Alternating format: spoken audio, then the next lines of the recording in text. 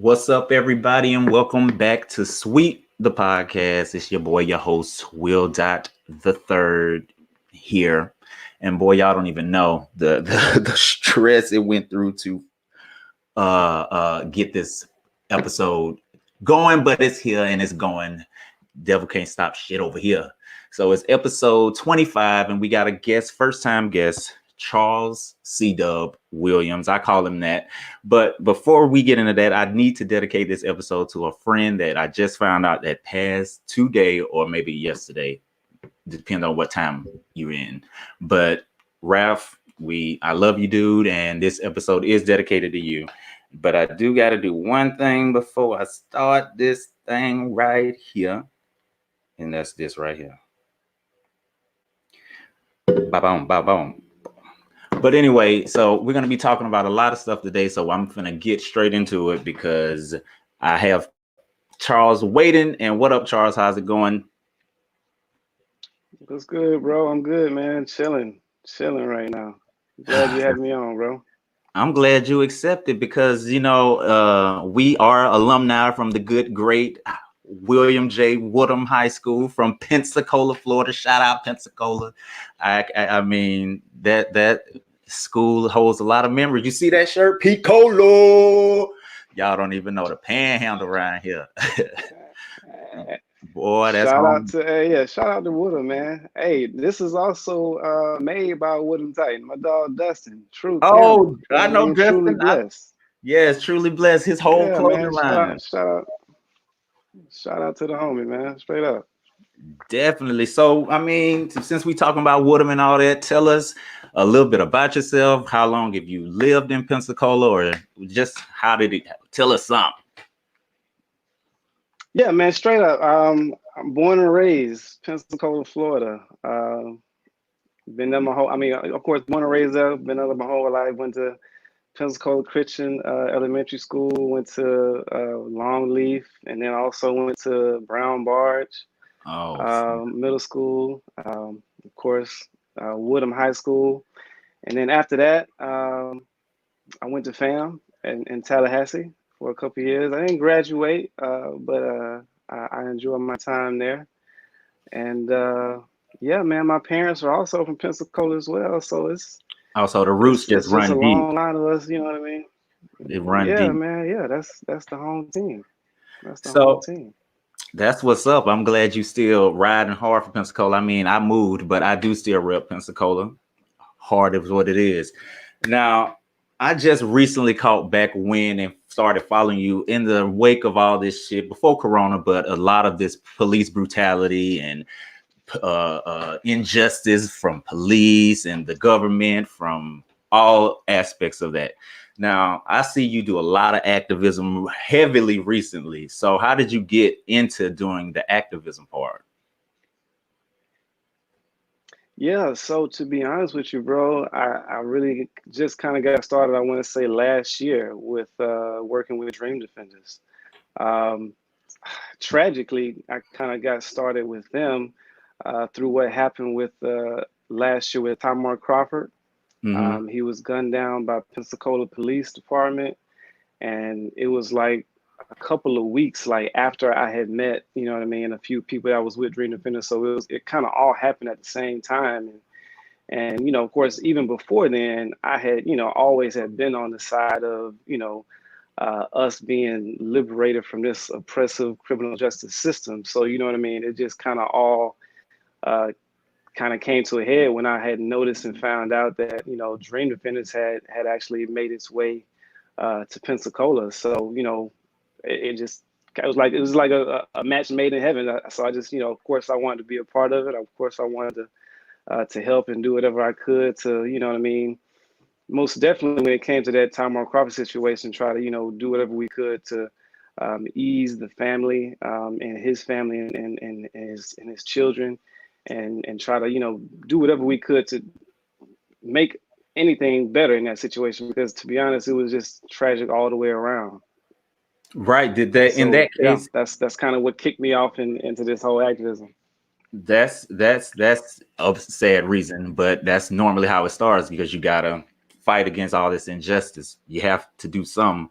And with that case with Tamar, or did the police get arrested? Did they go to trial? What's the status of that case right now?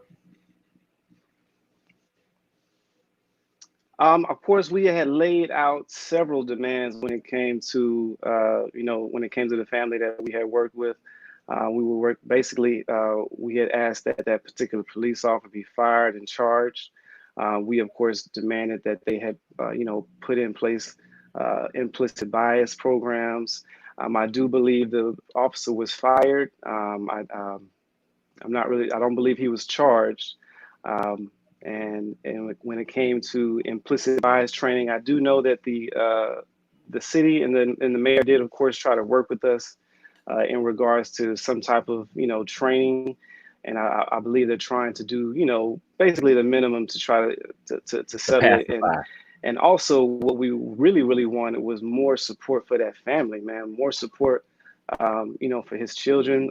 They are without a father. They need and this, of course, happened in such a tragic way. There's so much that support and resources that they need, and they're not alone. This is just another story in a long line of tragic events like this. So it's almost like we should be doing more to try to help people in these type of situations, and it's just messed up all the way. I don't even know what to say really.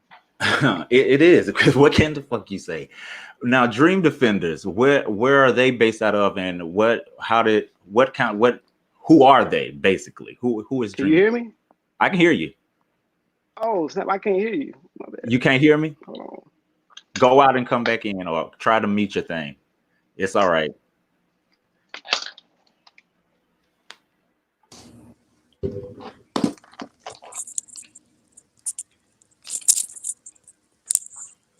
We're getting the sound fixed. Take your time, guys. Get a drink or a snack or something. Mic check. Can you hear me? Oh, Lord. Can you hear me? Damn. You got to go out.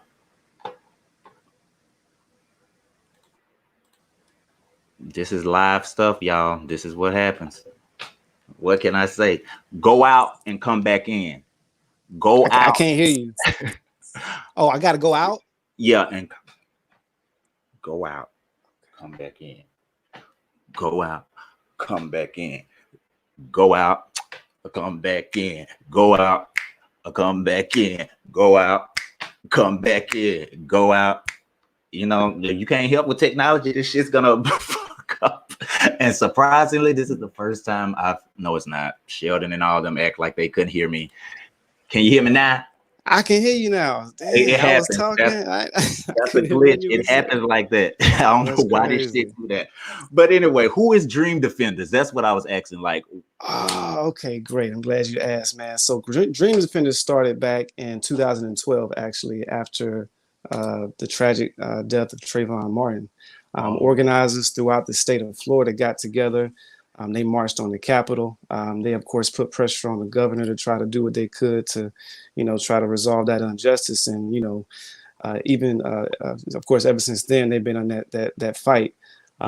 But even before then, actually, when I was in Tallahassee in school at FAMU, I remember Martin Lee Anderson. He was someone that actually was killed at the Panama City Juvenile Detention Center.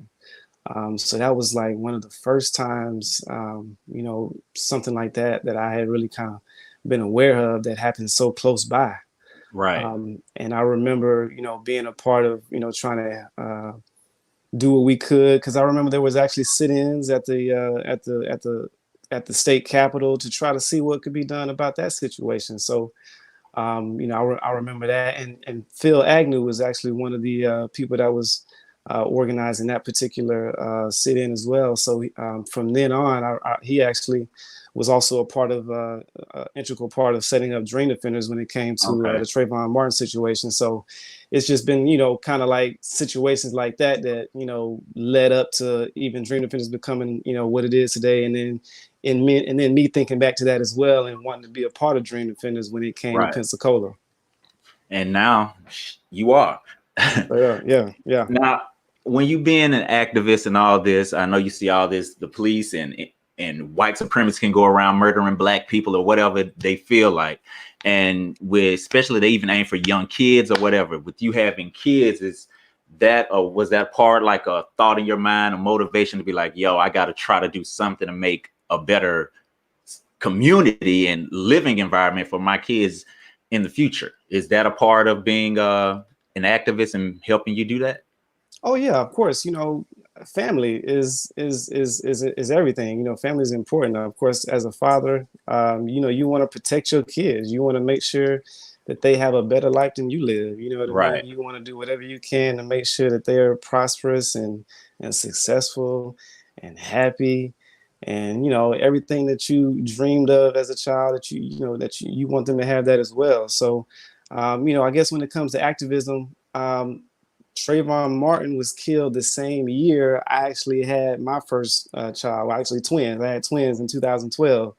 So, you know what I mean? That kind of hit home back then, thinking about it. You know what I'm saying? Like, man, I would hate to have my son grow up and deal with some bull crap like that. So, I mean, man, it's always, focus in my mind, try to make this world a better place for my kids so that they don't have to grow up into what I grew up in, and hopefully I'll make some progress so that they don't have to, deal with these same fights. You know what I mean? We've been fighting since, who knows how long. Right. Since we got picked up and dropped over here. That's since how long we've been doing this. Now, in this day and age, is social media and all this, you have twins, a boy, girl, and you have another girl, right? I have a girl, and I have also a youngest son as well. Yes. Okay. Now, is it hard in this culture and climate with social media, cell phones, and being put out like that to be a cool dad, yet understanding, yet disciplinarian? And like, how do you... what be going on in your head dealing with that? Because this is going to segue into that other topic. Man, right now my oldest are only 8, you know what I mean? So I'm not really dealing with social media yet, you know what I'm saying? They don't really know about it like that, other than, of course, what I do as far as posting them on it and stuff like that, you know what I'm saying? So they don't know. I haven't gotten that far yet, bro, and I'm not looking forward to it. Seeing the stuff I be seeing. But I would say, YouTube is something that they heavily on right now. It's crazy how, YouTube is like their TV. That's literally their TV. They'll watch somebody play a game and play a toy. My nephew will act. I'm like, what are you doing? Why does it entertain you? But it does. Now, since you have a son, let's go with that. And we know all what's been going on with Boosie and his comments about how he got his son and nephew fellatio and even got himself fellatio from the same old broad. Because his mind said that he's not going to let his son be gay. Because he feels like if he get his dick sucked, fellatio, he's gonna take that gay out. Do you think how do you feel about that type of parenting? It's kind of sad, man. I hate to hear stuff like that. You know what I mean? But at the same time, you got to realize, that's kind of how a lot of us grew up. You know, right? I mean?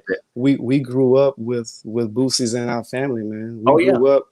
We grew up with people just like that, thinking that, that's how you not turn out certain ways. You know what I'm saying? So it's kind of sad that we haven't come up to be all conscious and aware, well, maybe we just all came up late. I would say like that. I agree. I'll be honest. I'll be honest. At first, you know what I mean. My whole life, I guess I kind of was raised that way, and then of course I got older and started experiencing, different people and understanding, how different people work. You work with people, so you start to get a better understanding of different things of genders and and cis and hetero and and trans and this and that third. So it's so much out there that people don't really understand and people don't really people don't really grasp, and they don't really have nobody to try to understand that from, other than what they imagine or think or are told or from or old church raised. rhetoric, your grandma, all your aunties, don't all that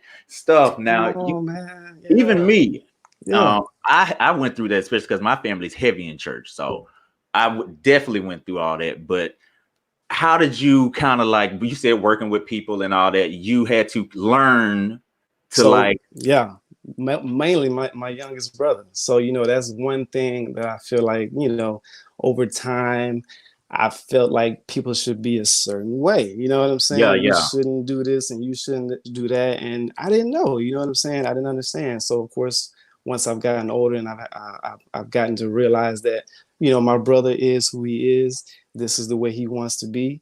And who am I to judge? You know what I mean? I should love and support him regardless. You know what I'm saying? And I should try to understand him even more to, you know what I'm saying, to try to build a better relationship with him. You know what I'm saying? exactly. So that's how you kind of bridge those gaps and try to, get past those biases that we've been embedded in our lives all our lives. You know what I'm saying? You gotta combat that, you know what I'm saying, and show some love and show some support, you know what I'm saying? Because it ain't really nothing you can do, man. It's like you can't make a kid, you know what I'm saying, do anything to change anything. It's always gonna have an adverse. Sometimes it has adverse effects. Yeah, You it know what I'm does. saying? It does. And You never know what that moment or that incident could do to you later on down the line in life. And I promise you, that kid is already traumatizing themselves from the stuff they hear from their family, like, "Oh, you ain't gonna be gay," all this. So they're like, "Oh, I can't be gay now. I am having these feelings, but I gotta suppress that because." So you already hating yourself. So it really starts to fuck your head up, and then you're gonna need therapy or whatever. Then you self-medicate, all this extra stuff, and then that's how a lot of gays get into like sexual just frivolousness, and it is what happened. Now, when you saying all that, being an activist, being a cisgendered hetero male, and this is a main thing because Black Lives Matter. We talked about Trayvon, Tamar, all of that, but it's a segment of the Black Lives Matter that's always like chunked out and put over here. It's like all Black Lives Matter except C, page 246, subsection C, trans, gay, femme gays, all those, because they say that they had it coming. What do you feel about like including all Black lives?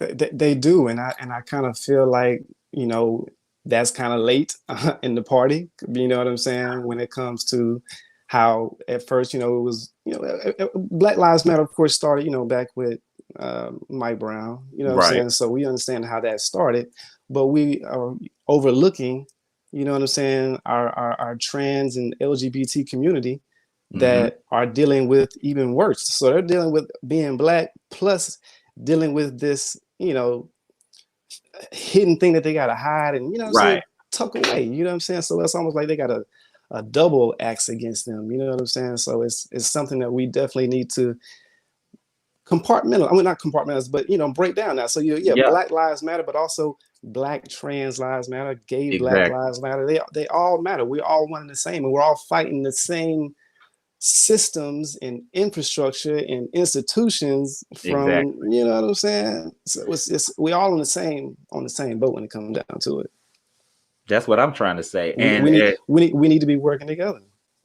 And I say, because the trans and the gays, we go hard for Black Lives Matter. We go hard for support and go hard for discrimination and injustice. We on the front lines too, because we are Black and brown and all that. So all this shit affects us just as well, because they're gonna see this color before they give a fuck about who you're fucking with. Exactly. This is what they see right here. So that's what I'm just saying. Include all the Black lives, and then we could be a stronger force to Together. tear down shit. Most definitely. Definitely. Speaking of tear down shit, I just wanted to pop this up because I seen this on your page and I had to mention this shit right here. USA has a wealth and resources to issue a national stay-at-home order to provide for the needs of the population during that time as we conduct mass testing, tracing, and isolation. The U.S. chose not to do this and to instead focus on making another massive wealth transfer to the 1%. Now, this whole thing with the COVID-19 and African Americans, at first we didn't think we was getting jacked. We thought we was immune. Like, oh, the black people ain't getting it. Oh shit, straight. Then they find out that number one, because the black people wasn't getting tested and all this stuff. And then, oh, we're the main ones that's gonna get it, and the main ones is gonna die, of course. So, and then we go into the prison thing. Like, how, they release a lot of other people. Like they released all the people that Trump, yeah, Trump for team, yeah, all these out. They're all out. So what can we do? What are any steps like we got to do something about the prisoners, number one, because America's reopening, but this shit is still spreading, and they're taking this back into the prisons. Because before you respond, I'm gonna say this one last thing that I see. Go ahead. If there are COVID-19 cases in nursing homes and prisons, that's a discrete issue and not indicative of the larger community, says the governor, Ron DeSantis. These infections get in from the staff, often asymptomatic, heading home into their community and bring it into the facilities. They don't care about these prisoners, number one. And they don't care about us because they're open America. What's your viewpoint on all of this crap right here? Man, it's a lot. It's a lot, especially when it comes to in these prisons. So I've actually been talking to a few people that know people that are inside. It's worse than what we, are being told. You know what I'm saying? So right. You may be seeing, of course, certain numbers when it comes to these deaths and cases, but not everybody's being tested, and then they don't want to test everybody. They don't want to know the truth. You know what I'm saying? They just really want to try to tuck this away and hide it away. Yes, because they want to open up. Exactly, and then you got to realize when it comes to Florida Department of Corrections, that's a $2.4 billion, industry. You know what I'm saying? So they of course want to make sure that money continues to flow. And they don't want to, of course, release prisoners when it comes to, the safety. So we, of course, laid out a set of demands, Dream Defenders. And we, of course, made it clear that with this COVID-19, we clearly don't have, a cure. And people, of course, may say it's not as bad as it seems. But regardless, if you're in jail or in prison, you're not there to die. You know what I'm saying? Unless, of course, you deserve it. Exactly, of course, but at the same time, you're supposed to serve your time. Supposed to serve your time and get out. It's not to be serving your time and risking your life over diseases that are being brought in by, of course, the people that work there. You know what I'm saying? So obviously, they're not trying to look out for the people that are inside, and it's up to us to try to speak for them. You know what I'm saying? We got to use our voice to speak on their behalf, advocate for what's best in their regard, and as a Dream Defender, we're abolitionists to the core. So we, of course, believe in a whole system that doesn't even involve a prison system. There's so many resources that we could be providing to help people. We shouldn't be trying to lock them up in cages, straight like that. Now, I'm glad you brought this shit up because I wasn't even finna go there.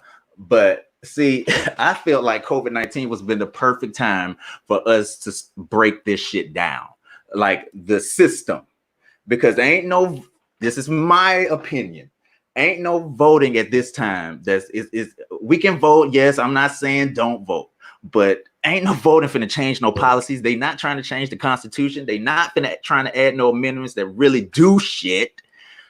I feel like it needs to all come down, change the whole system, and no jails. We don't need no police. Police your own damn communities. This is the vision I had for when I seen COVID-19. I seen a rainbow. I was like, oh shit, here it is. It's time. Oh, companies are losing money. Oh, fuck yes. But look, that's moving.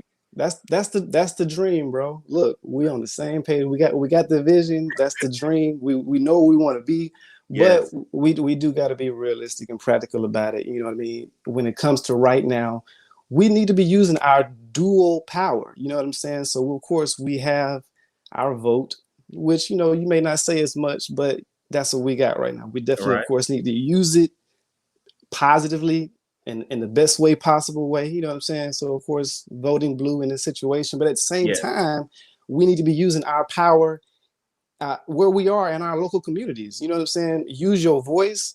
use yourself to go out there and advocate, push for, organize, get more people involved, put your money together. You know what I'm saying? When it comes to campaigning for people and progressive candidates that actually plan on making changes in your local community, because it starts here. You know what I'm saying? It starts where you're at right now. If you can change your immediate surroundings, you know what I'm saying, or at least help to build to change your immediate surroundings, then that can spread, you know what I mean, across the nation. You know what I'm saying? So we got to use both. You know what I'm saying? We definitely, of course, can't just throw it all away right now. You know what I mean? We ain't got it like that yet. You know what I'm saying? We got some building to do first before we can just, you know what I mean, take this motherfucker down. You know, because I was ready to tear it, like, fuck it. Let's just tear it all down. But let's start over. I was so fed up because I was fed up with it. Now, with all that talk and me wanting all this shit tore down, and when those people were tired of the restaurants and the barbershops and the gyms not being open, they was fed up, and they stormed the capitals. The white supremacists stormed the capitals armed, like they do every protest that there ever is. They come armed to the teeth. I always felt like we should be doing the same thing. And some people like told me that I was a little too extreme. I am a little extreme, but I do feel like we need to have militias, more Black Panther Party-ish. I know they're still out here. They're still relevant in the communities, but we need that to expand and grow, not to be aggressive, but to be ready and defensive if need be. How do you think about some militias forming? Yo, I've been seeing it. I've been seeing it as far as in that Ahmaud Arbery case, where they were actually, you know, on his street. You know what I'm saying? So I'm all for it, man. I'm all for self-defense, and that's what the Black Panther Party was all about: defending ourselves against terrorism. You know what I mean? And terrorists. You know what I'm saying? People out here trying to harm us for no reason, type shit. You know what I'm saying? So I'm definitely all for self-defense. I don't want it to come to some type of situation where, you know, we have to do so, but at the same time, we definitely need to be prepared. So why not? We got to, because I love this right here. When the armed activists escort the Black lawmaker to Michigan's Capitol after the coronavirus protests attended by all those white supremacists, that's the kind of stuff I need. Protect our people up in here. Like, y'all, that's because we got to stick together with that. So I love that kind of shit right there. And one last time I want to not close on this, but I just got to show these dogs real quick. I got to show these dogs right quick on the screen, because that whole case, the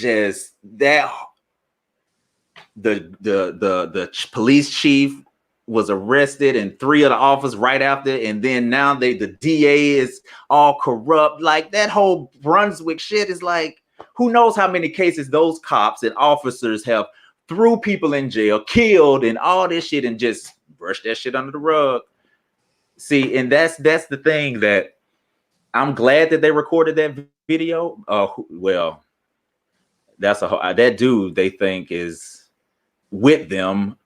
I don't know. This whole case it blows my mind. Do you ever get overwhelmed with this? Like I can't do this no more. Fuck it. It's just gonna be what it's gonna be. Yo, bro, living can be overwhelming at times. Yeah, most definitely. Just being us can be overwhelming at times. Just seeing the truth is overwhelming. You know what I mean? What James Baldwin's quote perfect right here: to be conscious and Black at the same time in America is to be in a constant state of rage. Constantly. You know what I'm saying? So in that situation with him, man, I kind of sense the desperation when I see that video, bro. Like, yeah, why would anybody run up on somebody else with a gun other than survival? You know what I'm saying? Other than survival. It just distresses me. It's just shout crazy, out to Ahmaud, boy. I just throw his picture up, boy. Yeah, man. That's fucked up. But the work you're doing, I am always impressed. I'm commended. That's the kind of shit I would love to do here. Like that is commendable work because, and then you're a father. Is activism is like your main thing? Do you have like a day job too, or is? Oh no! I volunteer with Dream Defenders, man. This is I don't. This is not no day job for me. No, I do have, of course, a day job. Yes, I actually got a new promotion recently. So Congratulations. I'm one of the information technicians at my job. So yeah, but when it comes to Dream Defenders, we actually have a Dream Defenders in Orlando. So I'm pretty sure I could get you plugged in. I'm sure, man. Get me plugged up in there. Oh, most definitely, man. We all over the state of Florida, man. So we got a lot going on. So to be honest with you, dog, it's kind of like I took my passion online and talking about everything that's been going on when it comes to just, usually I was just sharing what I saw and getting upset and not doing nothing about it. And it was like, man, I need to be getting out here and doing something about this. That's how I feel, shit, man. Like, if I don't speak, who gonna speak? You know what I'm saying? That's how I feel about it. If I don't get out here and say something, if I don't get out here and get involved, if I don't do nothing, who gonna do it? So that's how I try to push on everybody else. You know what I'm saying? Get out here, make shit happen for yourself, man. Let's get out here and do this for each other. First of all, because when I see you, when I see anybody that it looks like me, I'm out here trying to help them to get to that dream that we was just dreaming about. You know what I'm saying? That's my utopia. Straight up. And I mean, I'm gonna leave it with the last for words that Whoopi Goldberg told Tisha Campbell on A Different World when she had found out that she had AIDS, and she said, "You are a voice in this world, and you deserve to be heard." So, and I think of that all the time because, boy, even when you don't want to speak, even though you feel like I ain't nobody, what am I gonna do? Just say it. You don't know who that's gonna affect. You don't know who that's helping. You never know. That's true. So, Charles, I like calling you Cee Dub because that's cool. Look, everybody still call me that, man. Ever since high school, it just stuck with me. You're like Cee Dub. I mean, to Tallahassee from everywhere. So I left it on Facebook. Fuck it. You know what I mean? Hey, I'm with please tell all the links to what he's gonna say is in the description to this on Facebook and YouTube. If it's not a hyperlink, copy that bitch and post it in a browser. Y'all know how to do this. And I'm gonna put you on the screen just so you can say whatever you need to say, and it's gonna be on. Yeah. Oh, that's me. I appreciate that, man. Straight up. First and foremost, if y'all are interested, go ahead and go on either Facebook or Instagram or Twitter and type in Dream Defenders. They, of course, have platforms there for everything they got going on. I am in Pensacola, so also you can type in Pensacola Dream Defenders and like us on Facebook. Also, if you're in support of our demands for decarceration and helping free people that are in jail right now that need to be released due to what's going on, you can sign our petition and agree to our demands. And then also, this June, coming up in June on the 7th, we're going to have a forum online for the Escambia County Sheriffs. So we're going to be basically having everybody to log in on Facebook or Zoom. You can register if you go to our link. He's probably going to post it right here now. It's going to be Escambia Sheriff's Forum. If you can register to be a part of it, you can basically ask questions. Or if you actually had any type of encounter with law enforcement, you know what I mean? Let us know. We want to actually hear about, your encounters to like see, I was going to ask you actually too, Will, if you want to actually let me know, have you ever had any encounter with law enforcement and how you feel about them? I don't like the police at fucking all. At all. But let me tell you this, when I'm getting pulled, I've been pulled over a lot. Okay, so when I'm in there, I'm not hostile. I don't try to tell them their job. I just be, oh, yes, wallet. I'm reaching for my wallet, but okay, I'm extra polite because I ain't got that. Look at me, I'm tall, I got dreads, I already look aggressive. So I ain't trying to die, but after they leave, yeah, I'm talking shit again. straight up. Yeah, of course. Everybody wants to survive a situation, man. That's what it comes down to. But the sheriff is, somebody that has a lot of power in Yes, our communities. So it's very important that we pay attention to who we electing in those positions, because that particular person matters when it comes to who you deal with on a daily basis with our local police departments. So that's just one reason why we definitely want to have people, invited and jumping on to get engaged. You know what I'm saying? exactly. And the form that he's talking about, I popped that on here real quick. Boom. Escambia County Sheriff online form, Sunday, June 7th, 5 p.m., y'all. And the link is right there. And it's on the descriptions for these videos on Facebook and YouTube. So they should be down there too. Yo, Cee Dub, I appreciate you so much, man, for coming on here, bro. No problem, man. I appreciate you having me. I'm going to have you back on another panel, but you be busy. So we're going to have to work a schedule out whenever we can get you. I got you, bro. Just let me know. All right, man. I'll holler at you. And thanks again. Peace. All right, y'all. I made it to the end of this episode because I was having technical maybe I just need to stop. Technical difficulties from the jump. But man, I thank Cee Dub for coming on. I thank all the work that him and Dream Defenders are doing, especially y'all in that area. Check this shit out. Pensacola, I'm talking to y'all directly, motherfuckers. Y'all better be in this shit. And I know some of y'all watching, so be in there. And if you didn't see my hand pointing at you, be in that online forum because you gotta stand up. Like I said, Whoopi Goldberg told Tisha Campbell on the Different World, you are a voice in this world and you deserve to be heard. So y'all better start saying some shit and stop just rolling over. But I'm going to stop ranting and raving. Or should I continue? No, I'm not. Because I got other things to do and other shit to set up. But I appreciate y'all for watching, listen, subscribe.